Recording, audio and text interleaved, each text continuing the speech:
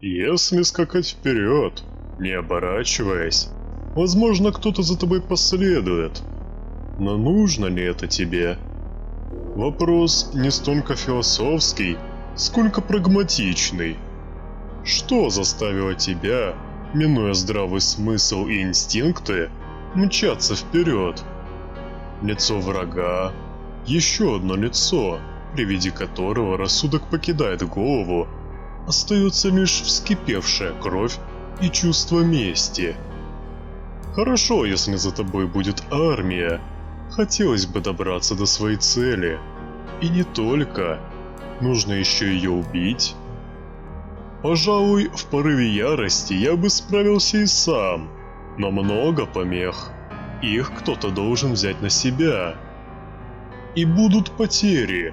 И когда помутнение схлынет, ты вдруг поймешь, что ответа на вопрос, стоило ли оно того, нет.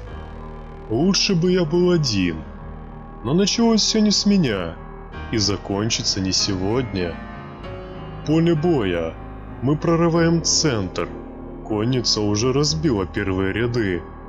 Выставив копья, бойцы медленно продвигаются вперед, давя и добивая тех, кому не посчастливилось попасть под копыта коней и панику товарищей. С той и с другой стороны то и дело рой стрел плотным потоком звуков от полета и криков от попаданий застилает поле боя. И это не дает сбежать тому, кто так не вовремя вышел сражаться, вести свою армию. Желанная добыча, но не основная цель. Он это понимает. Видно по уверенным жестам, мимике. Он не понимает только, почему нужно бросить попытки перегруппироваться и оборонять позиции. Пришлось спешиться. Идти легче, чем управлять конем на грани паники.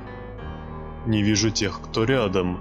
Не вижу тех, кто идет плечом к плечу. Не вижу тех, кто пытается ударить. Не думая, отвечаю выпадом на выпад. Иду, пытаясь не сбавлять темп. Он тоже увидел меня.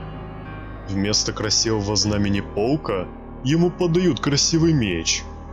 Не сомневаюсь, его бы броня блестела так, что могла бы ослепить противника.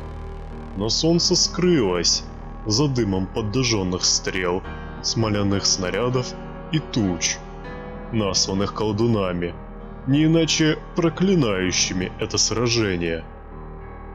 Простите, летописцы, сказатели и барды, все закончится некрасиво. Выпад в шлем, удар плашмя, так что останься он живым, ему бы пришлось носить этот шлем до конца жизни. 2 тяжелых удара в панцирь, чтобы разбить его, и меч в сердце. Живой герб своего государства.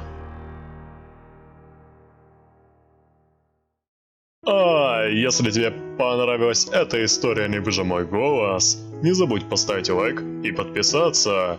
Ну а в случае, если хочешь смотреть новое видео первым, не забудь про колокольчик.